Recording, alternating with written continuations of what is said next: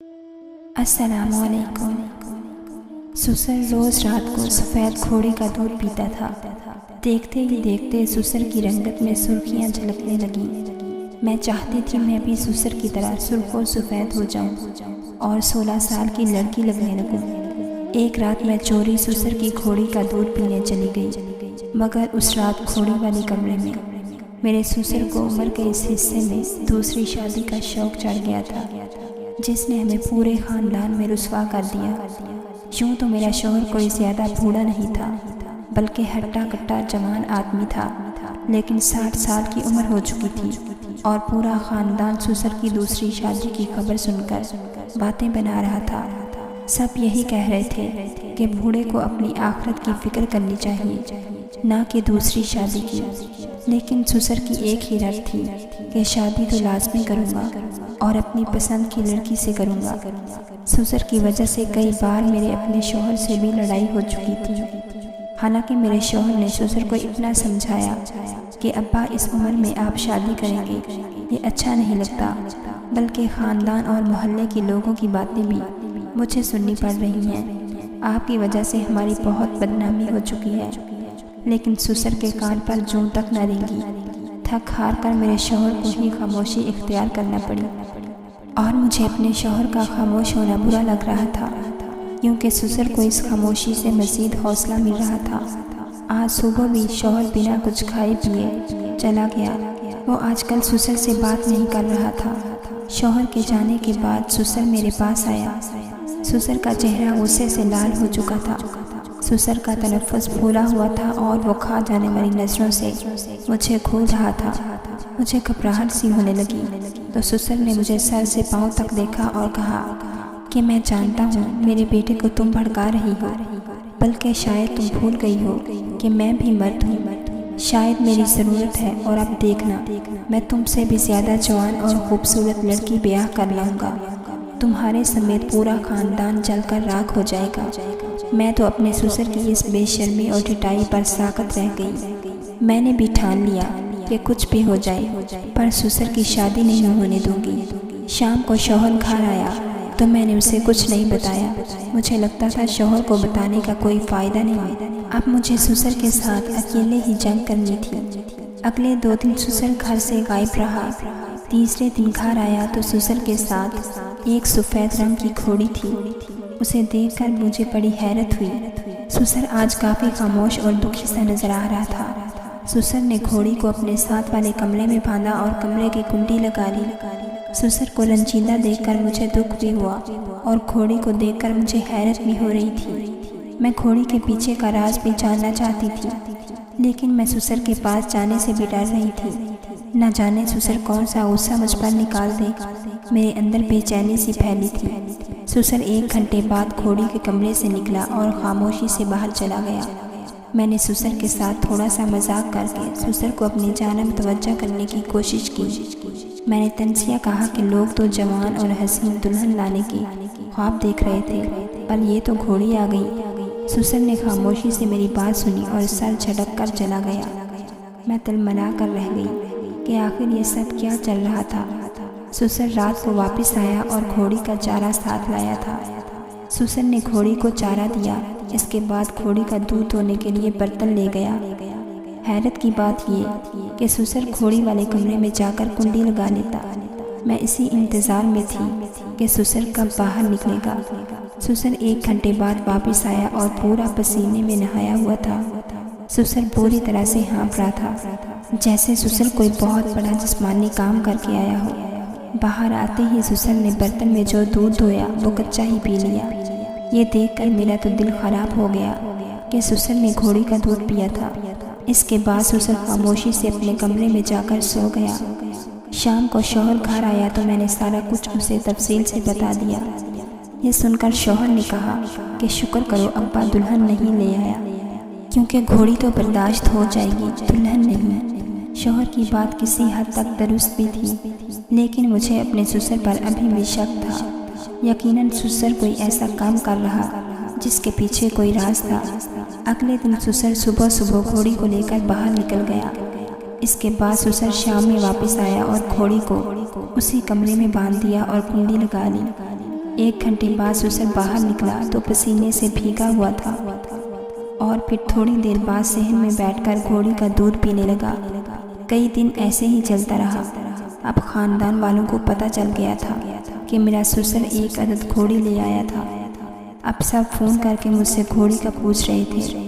मुझे ससुर पर गुस्सा भी आ रहा था और शर्मिंदगी भी हो रही थी, क्योंकि लोगों की बातें मुझे सुननी पड़ रही थी। जितने मुँह उतनी बातें। हैरत अंगेज़ तौर पर कुछ दिन गुजरे तो ससुर जवान होने लगा। ये किसी जादू से कम न था। ससुर का जिस्म पहले से भी ज़्यादा भर आया था। नए बाल उग आए थे। ससुर का जिस्म अब 30 साल के मर्द का लगता था और चेहरे से झुर्रियाँ मिटने लगी थी। मैं देखकर हैरान रह गई कि आखिर घोड़ी का दूध पीने से ससुर इतना जवान कैसे हो गया। जैसे जैसे ससुर जवान होता जा रहा था वैसे वैसे वो घोड़ी के साथ ज़्यादा टाइम गुजारने लगा था। पहले घोड़ी का दूध धोने में ससुर 1 घंटा लगाता, जबकि ससुर अब कमरे की कुंडी लगाकर घोड़ी के साथ 3 घंटे गुजारता और जब कमरे से बाहर निकलता तो पहले से ज़्यादा जवान लगता। ससुर की रंगत में सुर्खियाँ झलकने लगी थी। मुझे तो अब डर लगने लगा था कि जितना जवान अब ससुर लगने लगा था, कोई भी जवान लड़की अब उनसे शादी को राज़ी हो जाती। ये सोच सोच कर मेरा दिमाग दर्द करने लगा था कि आखिर घोड़ी का ऐसा क्या राज था जिसने ससुर को इतना जवान बना दिया था। मैं चाहती थी मैं भी ससुर की तरह जवान हो जाऊं और 16-17 साल की लड़की लगने लगूं। दिन ब दिन मेरे दिल में ये ख्याल शिद्दत पकड़ता जा रहा था। दूसरी जानब मेरा शौहर अब मेरे ससुर से बूढ़ा लगने लगा था, जबकि ससुर को देखकर मुझे रश्क आता था। मैंने अपने शौहर से बात करने की कोशिश की कि ससुर से उनके जवान होने का राज पूछ लो। मेरा शौहर ये सुनकर भड़क उठा और कहा, और आप उनकी जवानी के पीछे पड़ गई हो। वो जैसे रह रहे हैं उन्हें जीने दो, उन्हें उनके हाल पर छोड़ दो तो बेहतर होगा। शौहर की बात मुझे बुरी तो लगी, लेकिन मैं खामोश रही। मैं जानती थी मुझे ही कुछ करना था, लेकिन इससे पहले ही ससुर ने एक और तूफान खड़ा कर दिया। एक 17 साल की लड़की हमारे घर आ गई, जो देखने में इतनी खूबसूरत थी कि मैं आंखें फाड़े उसे देखे गई। उसने आते ही बताया कि वो मेरे ससुर की बीवी है। ये सुनकर मैं तो ताकत रह गई कि ससुर ने शादी भी कर ली थी और हमें पता भी नहीं चला। लड़की की आवाज़ पर ससुर अपने कमरे से बाहर निकला। उसने लड़की को देखा और फिर लड़की को अपने साथ ले गया। जिसका डर था वही हुआ। मेरे सीने पर सांप लौटने लग गए थे। मैंने अपने शौहर को फ़ोन किया और रोना पीटना डाल दिया। पूरे ख़ानदान में खबर फैल चुकी थी कि मेरे ससुर ने एक कम उम्र खूबसूरत दोशीज़ा से शादी कर ली थी। शौहर ने मुझे समझाने की बहुत कोशिश की कि अब जो होना था हो गया, तुम तमाशा मत लगाओ, लेकिन मैं ये बर्दाश्त नहीं कर सकती थी।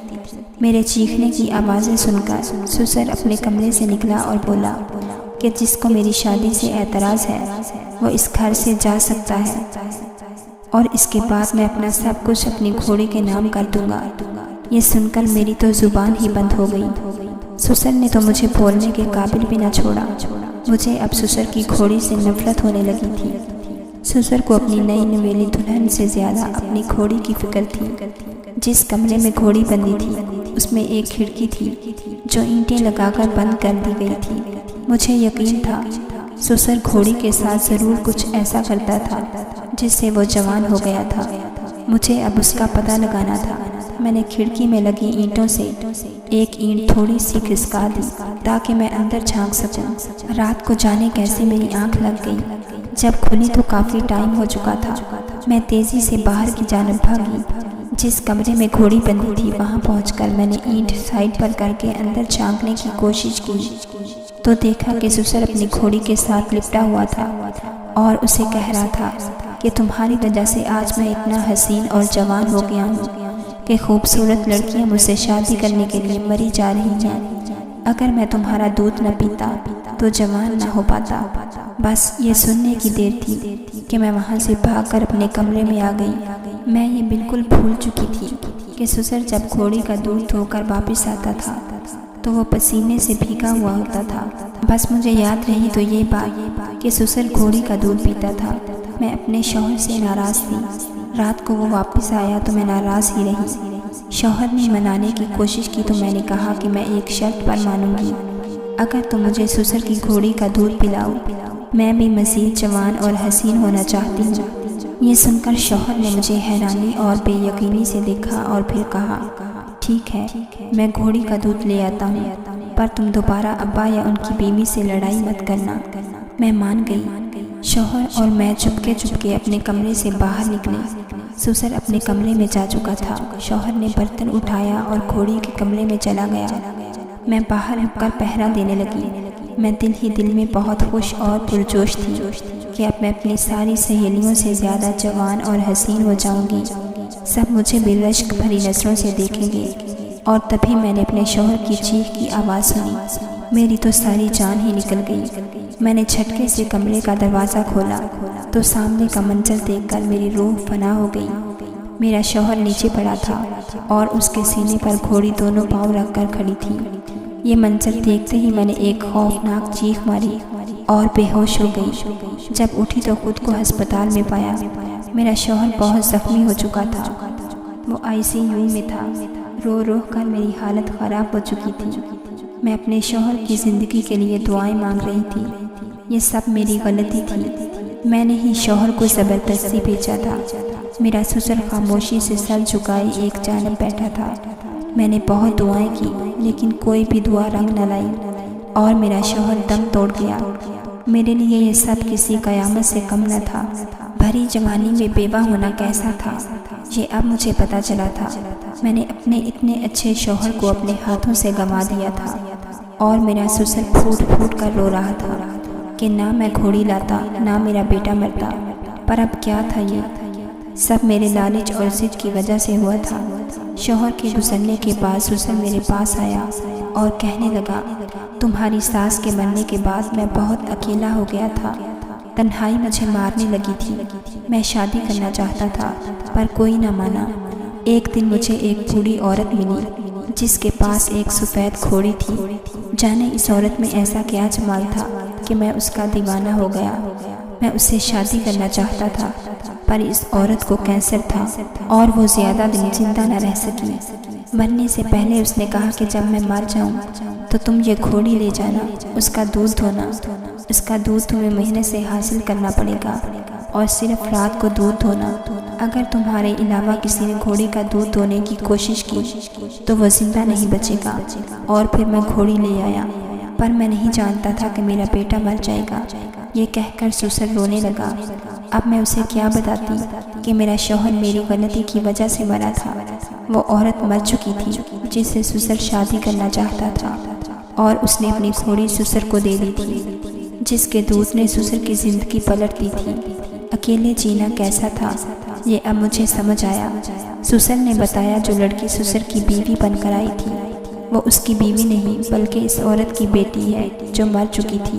وہ اپنی گھوڑی لینے آئی تھی جسے میں واپس نہیں دینا چاہتا تھا، پر بیٹے کی وفات کے بعد سسر نے وہ گھوڑی اس لڑکی کو دے دی اور وہ اپنی گھوڑی لے کر چلی گئی۔ اب میں اور سسر اکیلے رہ گئے تھے۔ میں شوہر کو یاد کر کے روتی رہتی۔ سسر اب گھوڑی کا دودھ نہیں پیتے تھے اس لیے پھر سے بوڑھے ہونے لگے۔ کچھ دن گزرے تو وہ لڑکی پھر سے سفید گھوڑی کے ساتھ واپس آ گئی۔ اس نے آتے ہی کہا کہ میں تمہارے سسر سے محبت کرنے لگی ہوں، وہ بہت شفیق اور اچھا انسان ہے، کوئی بھی اس کو سمجھ نہیں پایا، میں اس کے ساتھ اپنی زندگی گزارنا چاہتی ہوں۔ یہ سن کر سسر کی آنکھوں میں پانی آ گیا۔ سسر نے آگے بڑھ کر لڑکی کا ہاتھ تھام لیا اور مجھ سے کہا کہ میں ہمیشہ کے لیے جا رہا ہوں، جو میرے بیٹے کا تھا وہ اب سب تمہارا ہے۔ یہ کہہ کر سسر لڑکی اور گھوڑی کو لے کر چلا گیا جبکہ میں پھوٹ پھوٹ کر رو دی۔ میرے غصے اور لالچ نے مجھ سے میرا شوہر چھین لیا تھا۔ میں اکیلی رہ گئی تھی اور اس پہاڑ جیسی زندگی کو اب مجھے تنہا ہی جینا تھا۔ زندگی میں ایک اچھے اور غمگسار ساتھی کی کس قدر ضرورت ہوتی ہے یہ مجھے اپنے شوہر سے بچھڑنے کے بعد معلوم ہوا تھا۔ ناظرین، اگر آپ کو ہماری ویڈیو پسند آئی ہے تو لائک ضرور کیجیے اور ایسی مزید ویڈیو دیکھنے کے لیے ہمارے چینل کو سبسکرائب